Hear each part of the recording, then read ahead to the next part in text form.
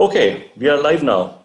So, namaskar and welcome to this Indic chat webinar, Professor Kak. I'm your host, Abhinav Agarwal, and I'm delighted to welcome once again you to this webinar. For those of you who are not familiar with Professor Kak, he's the Regents Professor and a previous head of the Computer Science Department at the Oklahoma State University, Stillwater, and who has several contributions in the areas of cryptography, artificial neural networks, and quantum information.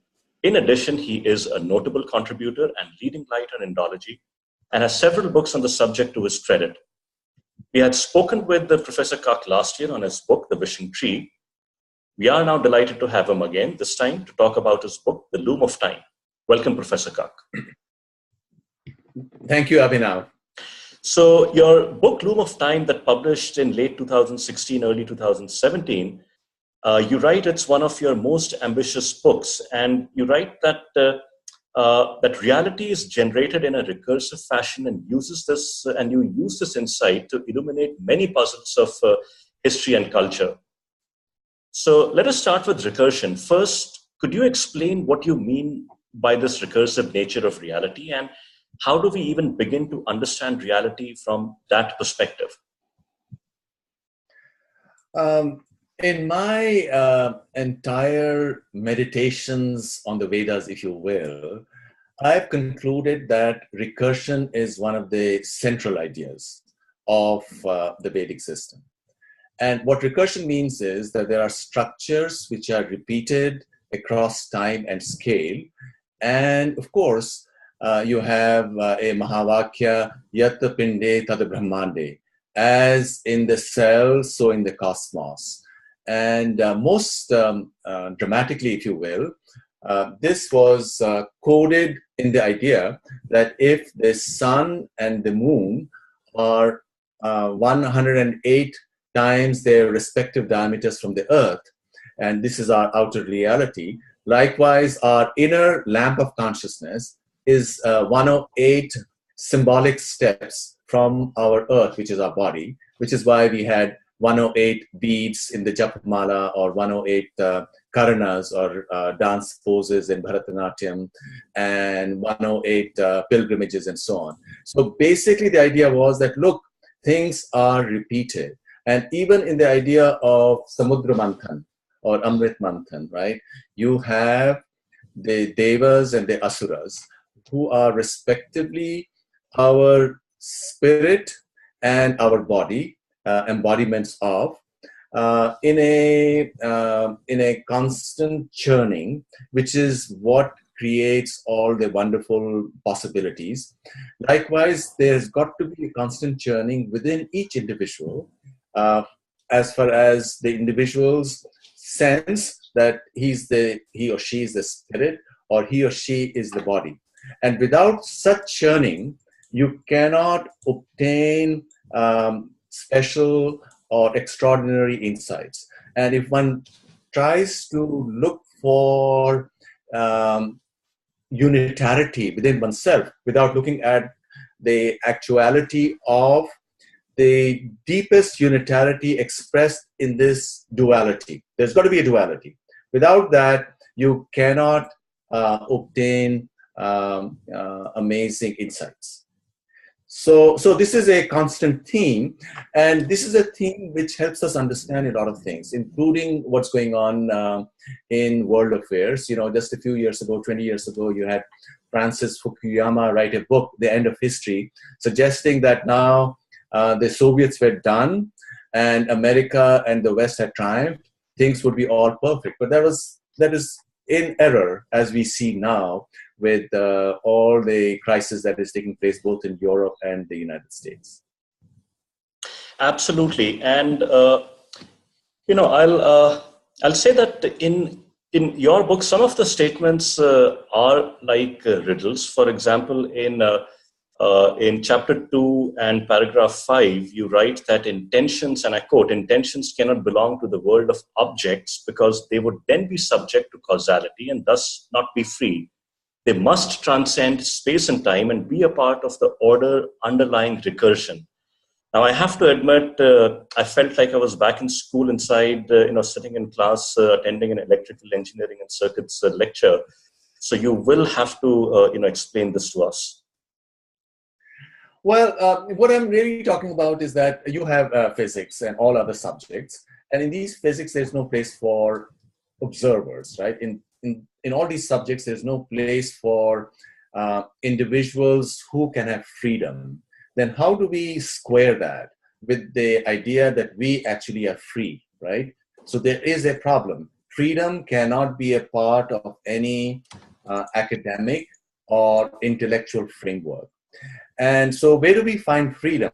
This freedom has got to be, or has got to belong to a space which is not the same as the physical space. And this is once again something that is stressed beautifully and repeatedly in the Vedic text, and which is why, you have the two poles, if you will, of Vishnu and Shiva. Vishnu is the moral law, and so therefore morality is something that we see all around us. So Vishnu or Krishna is always present around us. Those are the concepts that we want to look at it through. But on the other hand, you cannot find Shiva anywhere, because Shiva represents freedom, agency, right? And that's the reason why the Sri Chakra, for example, Shiva is the infinitesimal point right in the center, because all those triangles represent Prakriti or reality, physical or other causal reality. And likewise, in Durga Puja, you find what is shown is the lifeless body of Shiva, on whom the goddess dances. And this is to indicate and suggest a most subtle insight. In fact, it's absolutely incredible how they zeroed in on this. The rishis zeroed in on this. And this is something that we also see in modern physics, like in quantum mechanics. The more they try to look for the observer, the more it seems to recede. And the last 70 or 80 years of quantum mechanics has been this search in different ways of the center of consciousness. And although people have tried different approaches, they have not been successful at all.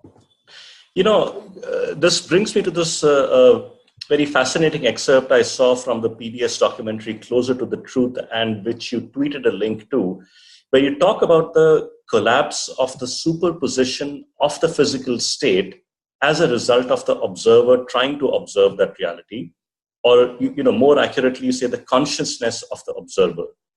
And you then say that much of physical reality is a conception created within our minds, since we cannot, directly observe most of physical reality. And I think you also say that because most of the universe is not observable, therefore it is to a great extent a construction of the universe as we understand it is the construction of our mind.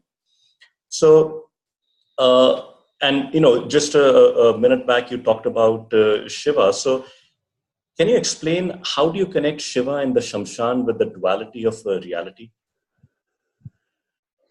Well, let me first of all start by the whole idea of superposition. In quantum mechanics, which goes beyond classical mechanics, where in classical mechanics, objects have definite properties, and we can speak about it in definite terms. Mathematically, you can model it.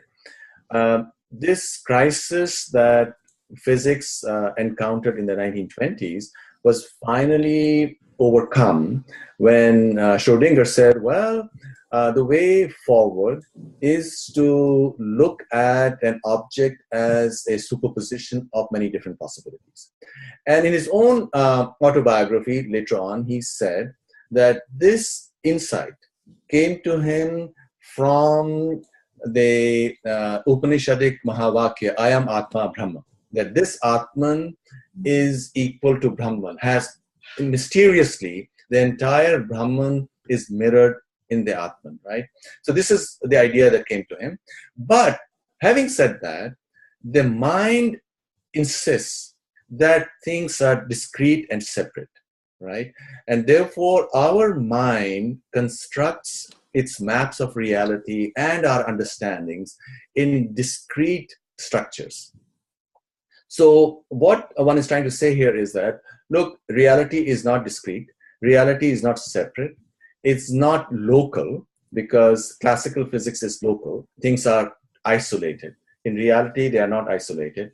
And there is a certain veil which falls on this true nature of reality, which, of course, in our tradition is called Maya, right? Which I wrote a technical paper on it 2 or 3 years ago, and I called it the principle of veiled non-locality. And so our mind then throws this cloak, so to speak, on reality as we see it. And in order to really be connected to the true nature, a certain unveiling is required. There is another way, another figurative way one can look at it. You know, the great image in the Bhagavad Gita or Kathopanishad is of the individual, the self, sitting in a chariot, right, with the charioteer next to him, who is Krishna in the Bhagavad Gita. But the individual is sitting facing backwards, sadly. And how do we see that? Neuroscience has shown that all our conception of agency are delayed by a few hundred milliseconds. So could you the decisions are could you clarify? Professor, could you clarify that for our viewers? So first, as you said, that the individual and the charioteer are sitting with the charioteer is sitting with his back to the individual, and the second point you said, right? The charioteer, of course, is facing forward. Krishna is facing forward, if we use that phraseology, and we are, like in the Tanga of North India, when 40 or 50 years ago, we are facing backwards. And what does that really mean? Neuroscience, and these are very important results which came up about 30 or 40 years ago. There was this test where this neurosurgeon asked the patient, because the patients are not under anesthesia when brain surgery is performed, because there are no pain sensors in the brain. So he asked the patient to press a button at whatever time he wanted, and the activity in the motor cortex corresponding to the finger was recorded. Now, you know how much of time electrical impulses would take going from the finger to the motor cortex point, and both ways, right? When that time was subtracted, it was discovered that the impulses had already started building up in the motor cortex a few hundred milliseconds prior to the moment the individual thought he was taking a free decision. So that most of what we do is determined by our senses, right? And our senses are driven, they are on an automatic, all right? And then we think that we are being free. So then the challenge is, in other words, now we are talking of something more deeper than just living the way we normally do, because living the way we normally do, we are driven by our past, by our history, by our culture, by our expectations that people have of us. So the challenge, in order to break through this veiling that is on that recursive connections that we have, which we do not touch upon, is to, so to speak, turn our body around so that we are looking at the future the same way as the charioteer. And that's when we are one as the charioteer. That's what the Vedas, that's what the rishis say.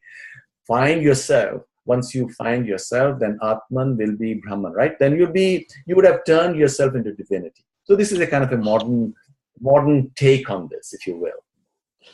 Interesting, fascinating. So I'm going to get into more specifics now. And you talk about parallels in history, and you say that what happened in Kashmir with what happened in Kashmir with migrants in the 13th century is being repeated in Europe Now, first of all, I'll request you to tell to our viewers, a little bit of background to this. And the second is that, is this really recursion or is this repetition or iteration? Because the difference might be subtle, but I think it's important to shed light on why you really see this as recursion, or do you see this as repetition? Well, it's both recursion and repetition. Recursion, when you look at Kashmir, is a small place. It's just 1,000 square miles in area. But when you go back into history, you discover that what happened was that at that time in Central Asia, there was a lot of disorder. So people came in, migrants came in, and at some point, then the migrants seized control of the instruments of the government, right? Now, I'm not saying that one should not be humanistic, one should have compassion, one should help migrants or refugees, and Europe should definitely do that. But what is happening on a much larger scale compared to what happened in Kashmir, or what happened probably in Afghanistan and many other parts of Asia, where the Vedic ideas had been a part of the ancient history, whether one calls them Vedic or not, ideas which are similar to Vedic ideas, with a certain fundamental unitarity at the basis of reality. One sees that the same thing is happening, and what the takeaway from this examination of history is this: that that if there is a certain fundamental disparity in worldviews, which is going to create problems later on, what the host should do is to be aware of that fundamental disparity. So the main point that I'm trying to make here is that it's wrong and erroneous to believe that all views are identical, that it doesn't really matter, that history doesn't matter, that culture doesn't matter. All human beings are fundamentally the same, I do acknowledge, but culture does matter and history does matter. And if one does not acknowledge it, then one only ends up repeating tragedies that have occurred in the past. So you say this is both an example of recursion as well as repetition. And continuing on this topic, and I'll talk about, or I'll ask you about a little more on this East versus West debate. And you quote a lot of people, including Samuel Huntington, who's best known for his book, The Clash of Civilizations, and then Hobbes.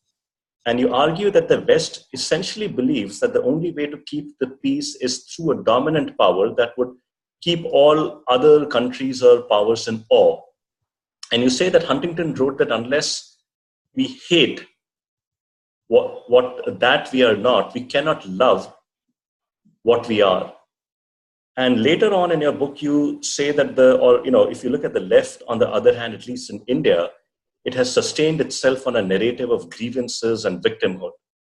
And this, if you consider, seems to be more aligned with this Western ideological binary of love what you are and hate what you're not.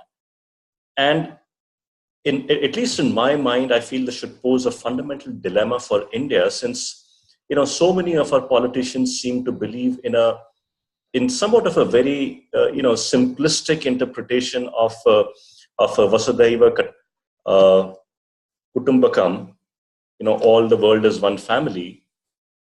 How, in your opinion, should India reconcile this, this apparent, difference, basic fundamental difference? Well, we were talking about recursion a few minutes ago, and we see that recursion at work both in India and in the West. We find the media and the intellectual elite in the West adopting positions which are very similar to the positions that the Indian elite in the last 20 or 30 years have adopted. One might wonder, How is it the US, with its very different cultural history or historical experience of an experience of domination and power, why are the elites now doing exactly what the Indian elites over the last 20 or 30 years have done in relation to the problems that they face, right? And that's because of recursion, because of certain fundamental ways that human mind works. Now, to come to this idea that Huntington addressed, there is this other point also in world affairs related to whether one is an idealist or a realist. Indian policy for the past many decades has been from the perspective of idealism.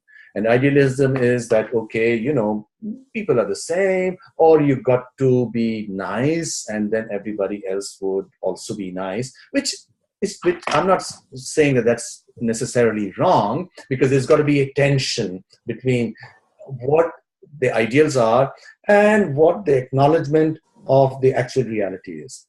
Now, the realists in the West and also in India should, what they do is they look at things as they are, and there are oppositions, or there could be forces who want to destroy you. You must, before you can deal with them, you must acknowledge that this is what they want to do. If you think that you turn your face away, then somehow the problem will disappear. That'll be like what the ostrich does, or that'll be like how the Incas or the Aztecs dealt with just a few dozen conquistadoras, because they did not realize or recognize what the conquistadoras wanted to do. Now, so this is a distinction that I speak about, that in my view, Samuel Huntington is partly right. But why only partly right?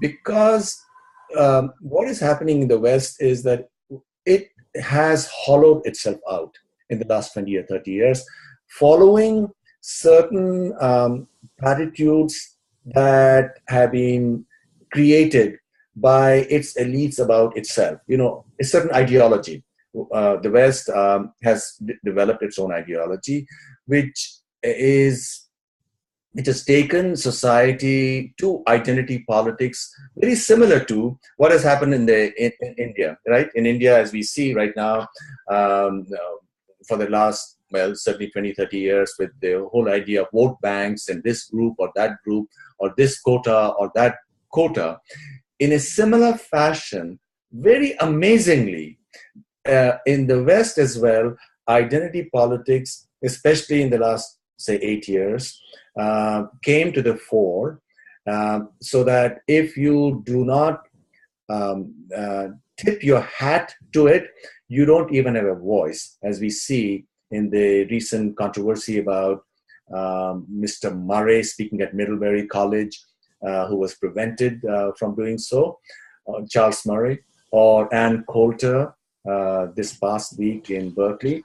So we have these parallels. Now, just to complete that point about why Huntington is only partly right.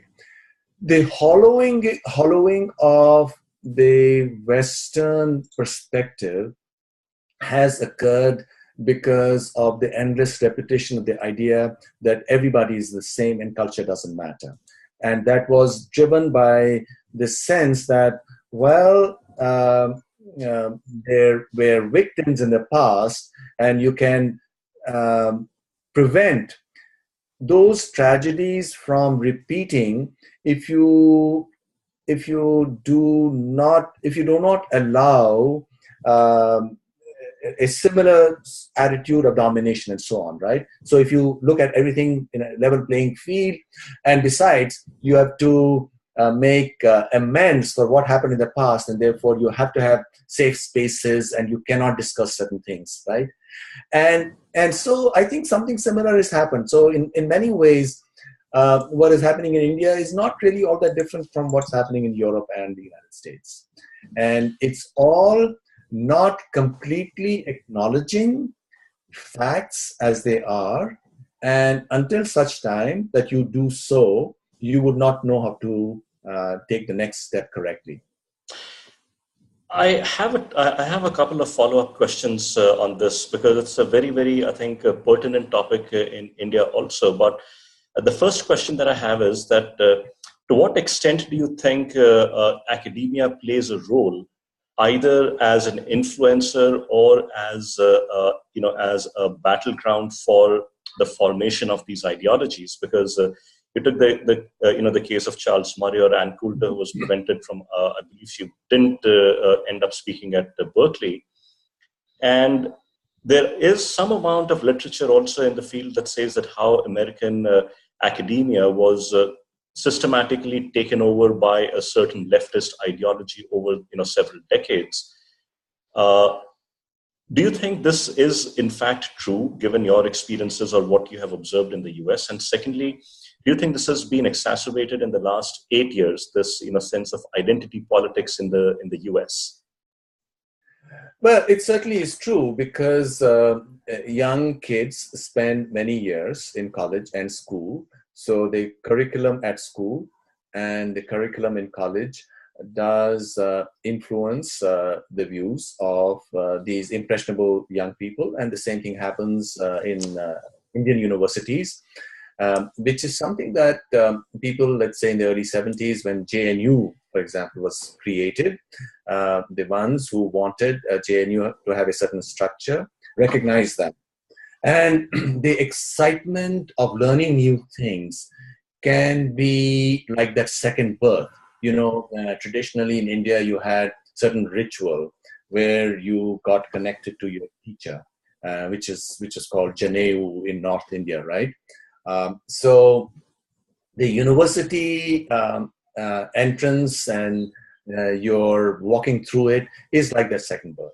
And therefore, you'll find that a lot of people who come out of the university are so shrill, they're so angry, followers of whatever ideology that they have embraced, right? Because one can acknowledge that different perspectives have their own value. What real education ultimately is to see how to balance these two. In other words, you cannot just say that I'm going to completely ignore suffering, right? Suffering, wherever it might take place. But then you have to see now, how do I approach it? How do I solve that problem? And so in any event, there are tremendous parallels again, and what has happened in the United States and in Europe is because elites have taken control of the narrative in the schools and in the media.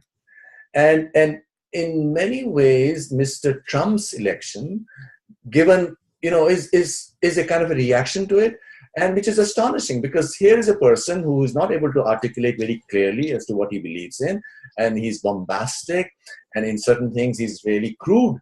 But people were so fed up, at least many people are so fed up, that who are not in thrall, if you will, of these ideas which are being disseminated through the media. And they said, well, enough is enough. Now, I'm not saying that this is what is happening is clearly where things should be going. And similarly, in India as well, I think a lot of thinking, reasonable people wonder, why aren't people seeing things for what they are? Why are they only talking about something that ought to be, which is the ideal position, right? So, in other words, tremendous parallels. And I'll continue on this thread for maybe one more question, and that is that when you talk about, and in your book you do talk about the left and the right in India, and you write that the right in India is confused about its role and mission. You say that it is reactive, and its politics is driven by tactics necessary to win political power. Once in power, there is little that differentiates it from other political parties. And I thought this was, a stunning insight, because for at least for many right-wing supporters, this statement will ring, unfortunately, very, very true today. And to my question therefore becomes is, and it's a follow-up to what you were talking about earlier, is that how does if this is indeed the case with respect to the left and the right wing, then if the right is in power, isn't it its responsibility to try and correct some of the distortions that have crept into the Indian educational space? Because we have basically, for at least the last 3 years, we have not seen even an acknowledgement that there needs to be a correction. Absolutely. What the right has been doing or has done at many different places is to say, okay, now all these excesses took place. But the moment they've gotten into power, well, they just say, okay, now we're going to be running things in a different way. But ultimately, institutions have their own logic, right? And therefore, things generally continue the way they had occurred before. And there might be some cosmetic changes here and there. The problem, I think, is that if let's say we talk about India once again, the whole thing is to go back to the very heart and essence of India. What is India? Sometimes the right says, okay, maybe people should have courses on our culture, or people should go to this school, or when they are even in the earlier grades, if they are able to chant some Sanskrit shlokas and so on. But that's really not the essence. Even if one knew all the Sanskrit one there was to know, that's not the essence. And that's a good thing. I'm not saying that one shouldn't do that. The essence, in my view, is this idea of recursion, is this idea of this constant churning between the asuric and the daivic forces within not the individual for one's own personal growth in this journey of self-knowledge, but also in society. Because if you were to construct a society which is ostensibly only for the daivic, that won't do, because the devas do not exist in the absence of the asuras. This is a kind of a mutual, both the sides have to be there. Materiality and spirit have both to be there. So in other words, if you had an individual who was doing nothing but his worship, if you will, that won't cut it. Do you see that? In other words, where India lost or missed the boat, and where one of the Indian traditions, namely Buddhism, had their finger on it right in the beginning, you had Buddham Sharanam Gacchami, Dhammam Sharanam Gacchami, but you also had Sangham Sharanam Gacchami. The Sangha, or the community, was also important. But also, we're not discussing Buddhism here. That's a very complicated story as well. So in the Indian right-wing perspective, generally it's only about, okay, the individual, Buddham or Krishnam or Shivam or whatever, and Dharmam, right? Dhammam, that we must follow our Dharma. But that's not enough unless we also look at the larger society, the Sangham. We would fall into the same trap. The best people, the best RW, right-wing people, let's say they capture power, they won't know what else to do unless they are aware of the fundamental tension that will always exist between the spirit and materiality, between the devas and the asuras. Because if you do not acknowledge asuras, and here I'm not talking it in a pejorative sense, there are always in any community, because of recursion, or in any society, there will be forces which are dragging you in the opposite direction. So you have to do churning. And churning means to build bridges, to have that constant discussion or interaction, engagement at many different levels, which will also transform the asuras. Because this way, what the West is doing and what India is doing is going to lead to disaster. Because look at the West. The West, the Westerners, the Europeans have stopped having babies, right? The fertility rate is 1.1. So very soon it's going to collapse. The population is going to collapse. Same thing is happening in Japan. You have to have means. If you let the other, because you do need the other, if you let the other be totally isolated, you say, well, they don't do what we want them to do, then eventually you will be overwhelmed, right? So you must also have means to transform the other.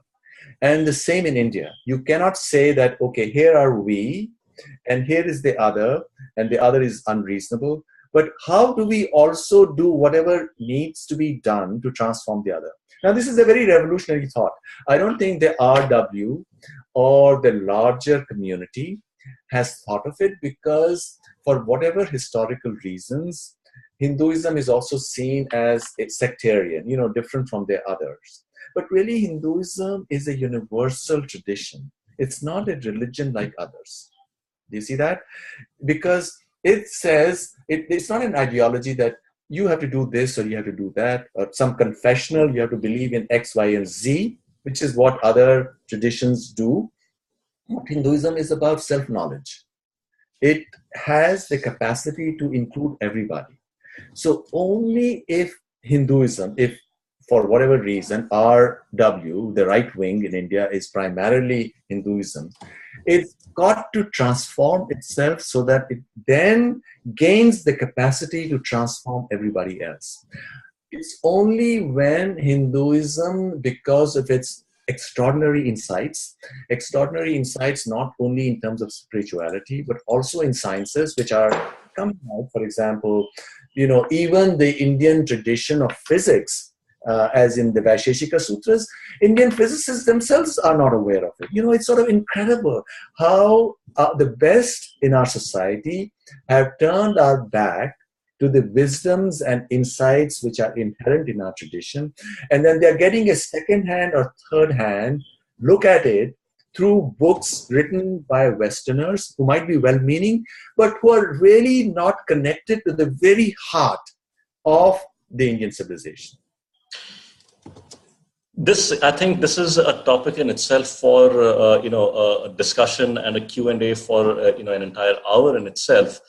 I'll stick with this for just one more question, and I'll go back to your book, and you say that, and I quote, "In the practice of power, science or the institutions associated with it bend before dogma.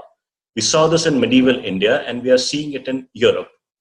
So first of all, I'll ask you, can you give examples of what you mean that in the practice of power, science bends before dogma? And the second question that I have is that in the context of Europe, were you alluding to in some ways the beginning of the so-called Dark Ages in Europe that was caused by the rise of the coming to power of a very militant Christianity that oversaw the destruction, or at least the bending, or actually the destruction of the famed Library of Alexandria, and Europe in some ways closed itself to science for almost 1,000 years still, and the revival of science really began when the Jesuits, took back the works of Indian scholars to Europe.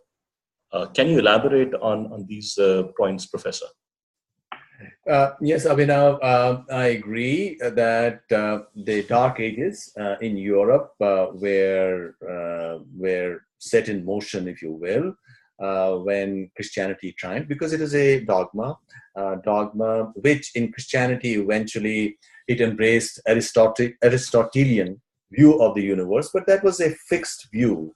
And until such time that in Italy and elsewhere, with Galileo and others, people started questioning what it was. And only when Europe embraced its own pagan or pre-Christian past, and it embraced it with a total fullness in the 19th, 18th, and the 19th centuries, was it able to then go beyond. Now, I will not talk about, I don't necessarily agree that it were the Jesuits who brought back stuff from India to Europe, as some people have claimed, which created or which started the Renaissance. That is a complicated matter as to what role the Jesuits had in that.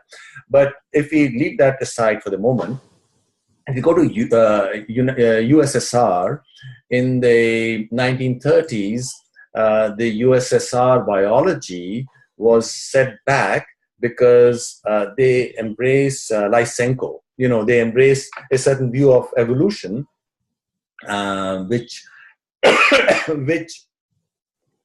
they thought was more consistent with their own Marxist dogma. And therefore, biologists who wanted to challenge that were held back, which hurt Russian biology for a long time. So I think similar things are happening right now. Let's look at what's happening in America and Europe right now. The dogma right now is that everything is machine-like. And that's the reason why, for example, quantum computers, some people are trying to build, or the belief is that if such machines are built, then eventually you could even have machines with consciousness and so on. There's a lot of stuff going on there. Personally, I think that on logical grounds or analytical grounds, you can rule that out. That's not going to happen. There is a mystery there. Let me come back to this distinction between Hinduism and Buddhism, because we did mention that in the beginning. The beauty of Hinduism or the Vedic way is that it speaks of a certain mystery, and that mystery is expressed in that I am Atma Brahma, for example, because that cannot be analyzed on logical grounds. Now, Buddhism was an attempt to deny that mystery, right? And therefore, it was much more consistent, which is consistent on philosophical grounds, and which is the reason why some people in the West find it easier to relate to Buddhism than to Hinduism, right? So, in any event, to come back to modern West, the idea that everything can be machine-like has led, and this is a dogma, has led to the modern crisis, because this is the dogma which is taught in schools either directly or spread through the media, through movies, through other books.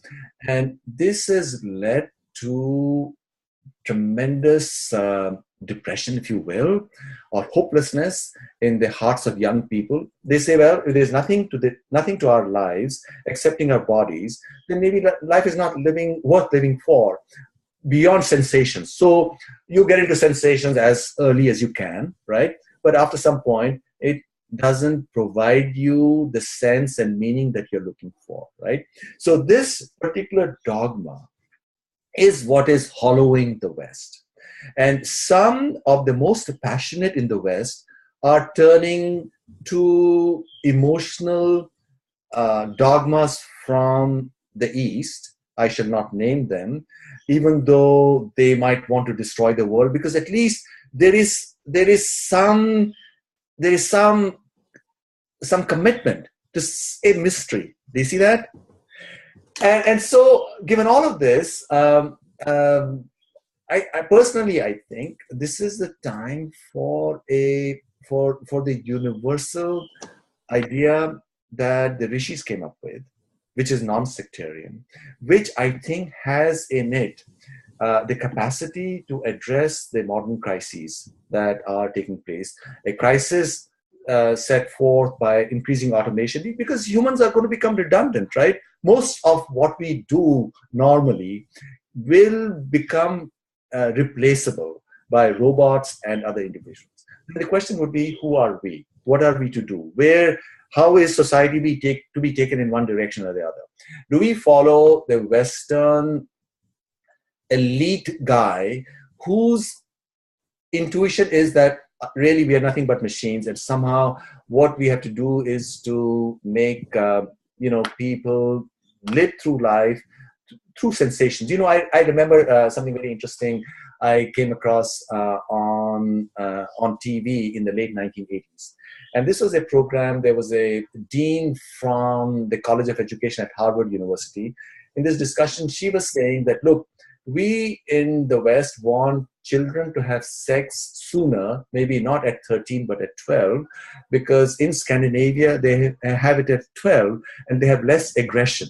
So Americans or Westerners have had a lot of aggression, which is why we have had this bloody 20th century.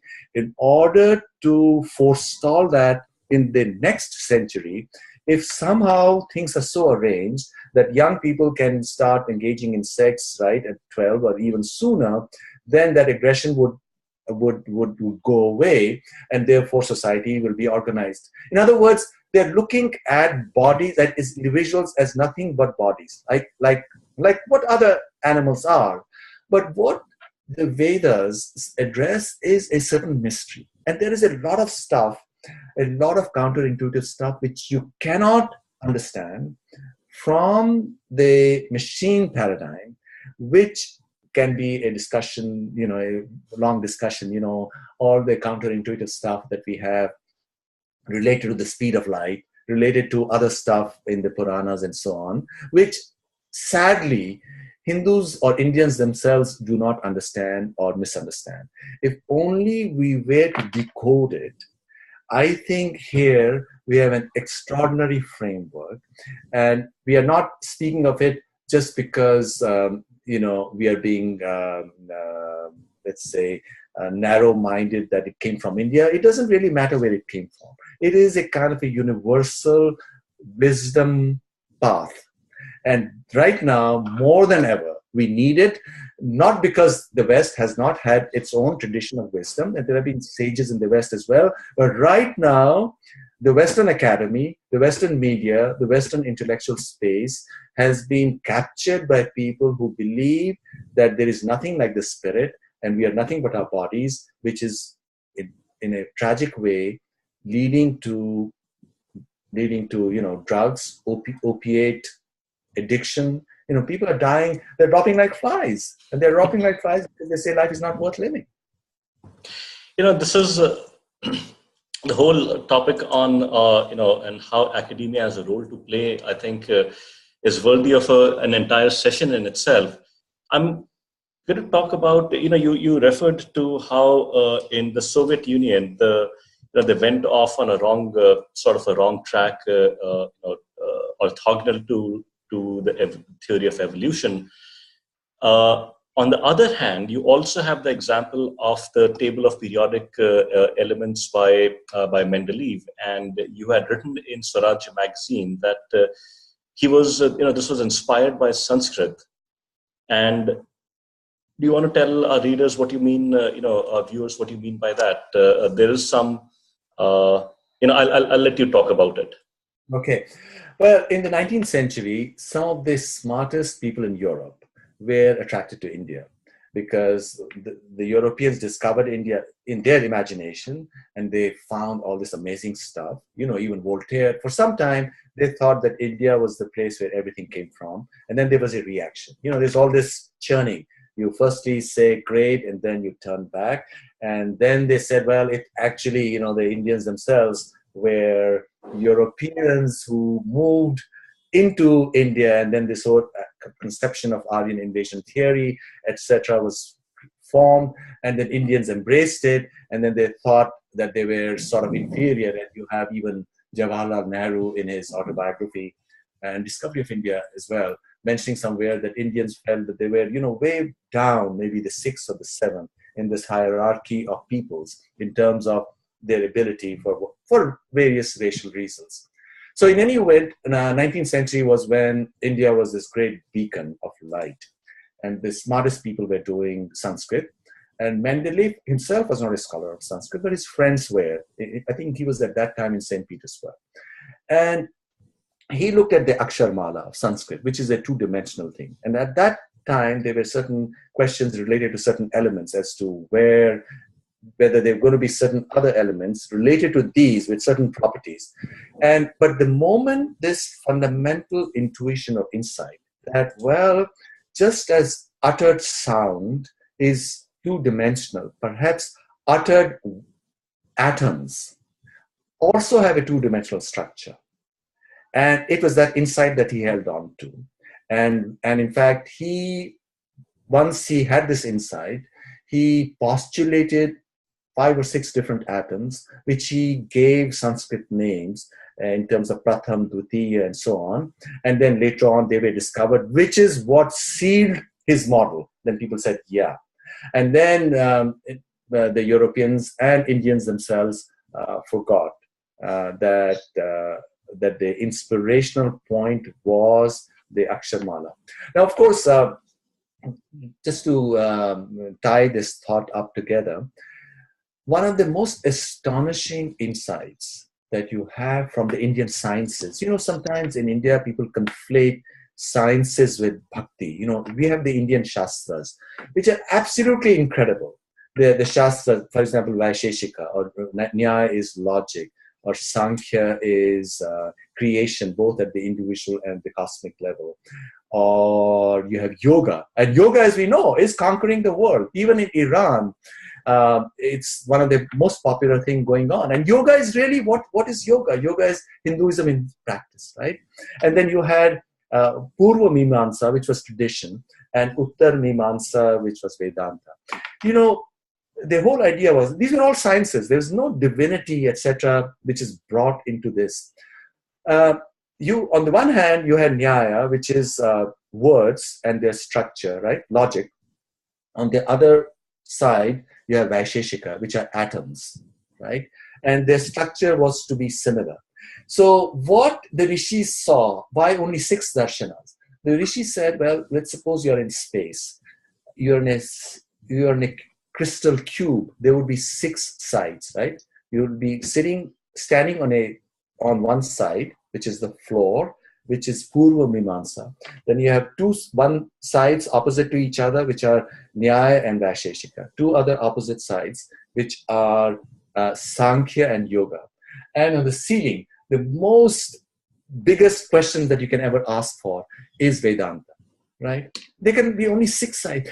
Why don't we celebrate it? Isn't this extraordinary? The more you think of it, one can speak with Schopenhauer, the great German philosopher, or the transcendentalist from America, who said, when we are depressed, when we are down, there is nothing as inspirational as the Upanishads. And why are we not connected back to the Upanishads? To inspire ourselves, to inspire our children, and to be fearless. What can I say, Professor? This is the tragedy of modern India. The more we have striven to become scientific and modern, I think the more we have actually gone farther away from the roots of what can actually define modern society.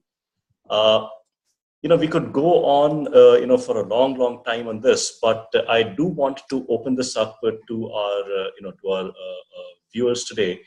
And we'll take any questions. So we have a few very distinguished, participants there. So what I have done, everyone, is I've unmuted you, so you can go ahead and ask questions. If you can, if you want, you can switch on your video. But in either case, please go ahead and if you have any questions.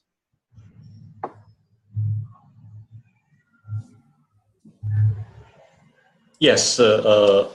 Please go ahead. This DV. Yeah, DV, I'm from Chennai. Thank you both for this wonderful talk. I would like to go back to what the professor said earlier about what's happening in Europe today in regard to the immigrant process. Happened in Kashmir about 1,000 years ago. And he gave that as an example of a recursive process. I want to know, I understand, I'm not very sure I understand it correctly. A recursion would mean circular. That means it'll recurse back, sort of complete. But what has happened in Kashmir seems to have been a linear process. There seems to be no return to what it was before the immigrants came. It seems there'll be no return to it at all. Is that the process that's happening in Europe? Europe has also ended in a linear kind of a process. In other words, to simply put, is Islam going to prevail over the local culture? Well, as in any complex process, there are always two different sides. But there are people, thoughtful people, who believe that indeed Islam would prevail in Europe because of that demographic collapse that has taken place. But my own take is that the problem will get worse. There is more of an insistence in Europe, perhaps even more than in America, to acknowledge and to submit to the demands of the immigrants.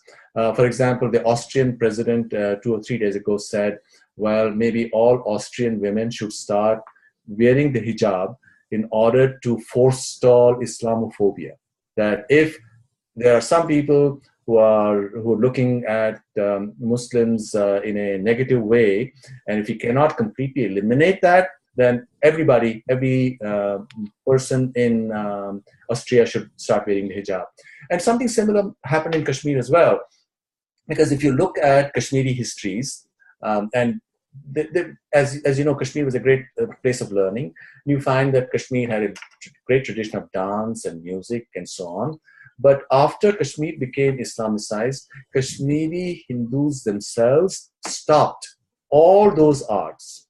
When we were growing up in Kashmir, for example, our girls, we were not encouraged to, or they were not supposed to learn dance because that there were certain parameters that the society had put in place, which we had embraced. And I think the same thing is going to happen even in India or in other parts.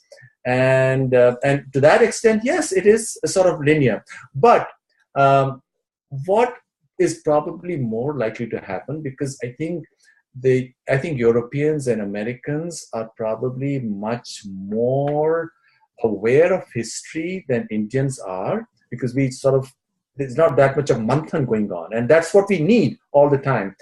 What's more likely to happen is that there would be a reaction. And one can only hope that that reaction would be such so that it would lead to a peaceful assimilation. Because clearly it's not so easy to reverse that demographic decline. And also what is happening is, and one reason why people don't want to have children anymore is because there's something in the air that, well, there are no jobs for the next generation. So because of that, there would, in my view, be a much more complex process of assimilation. The worst thing would be that there would be some kind of a civil war. So unlike Francis Fukuyama's conception of end of history, we might have the most unpleasant history taking place in the next few decades. Thank you, sir. Any other questions?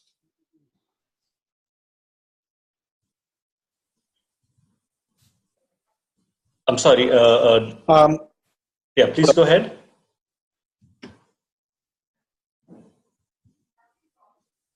Yeah, Abhinav, this is Srinivas. Professor Kak, I have a question. This is about what you spoke about towards the end, about the 6 darshanas being the 6 sides of a cube. Now, is that insight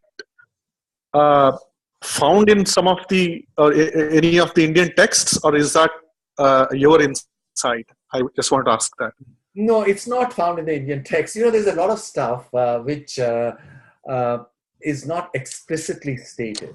This whole thing about 108, for example, 108 being the distance to the sun and the moon from the earth in sun diameters and the moon diameters is not explicitly stated.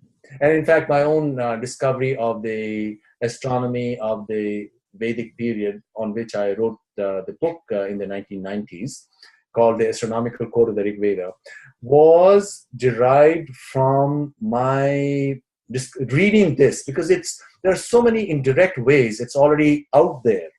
That here is an acknowledgement that people recognized it, and because the Brahmanda is mirrored in the pinda, right, in the cell and the body, that's the reason why then you are doing these 108 symbolic steps, or you have the 107 marmas in Ayurveda, because if you had 108 things joined together, there would be 107 marmas or weak spots in that.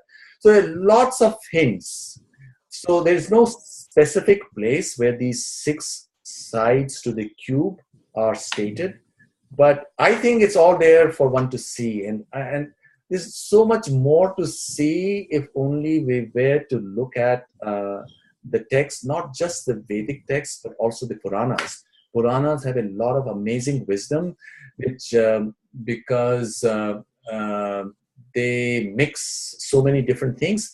And because we tend to look at things only literally, we are looking for a literal thing, which is like how a lot of people right now are writing things. Okay, here is my astronomical software, and therefore the Mahabharata took place not in X BC, but maybe Y BC or 10,000 BC or 200,000 BC, or looking at those yugas in a literal sense.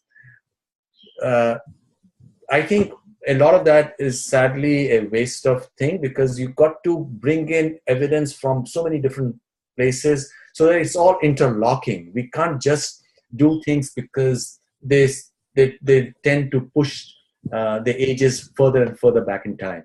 You know, you've got to have everything interlocking.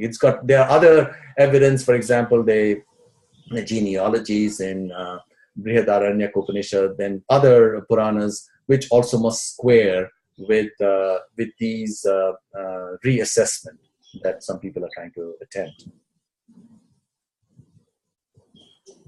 Thank you, Professor.